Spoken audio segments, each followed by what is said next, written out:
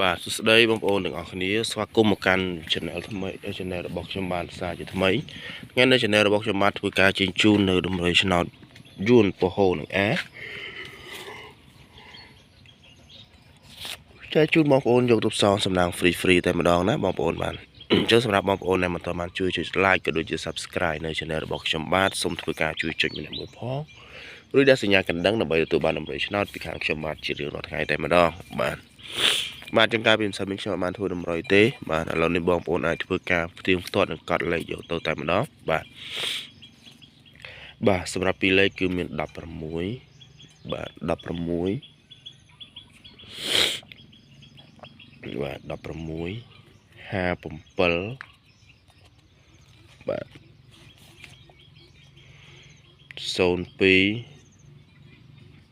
បាទ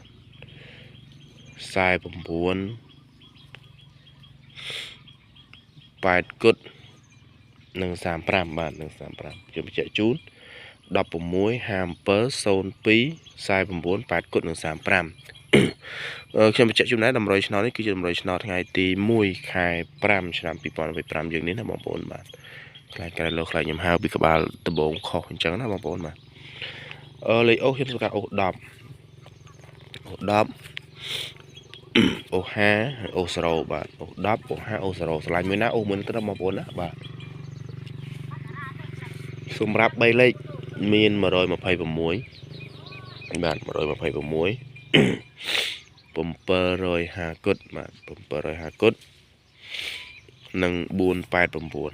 និង489បាទអញ្ចឹងទាំងអស់នេះជាតម្រុយឆ្នោតយន្តពហោនឹងអានៅថ្ងៃទី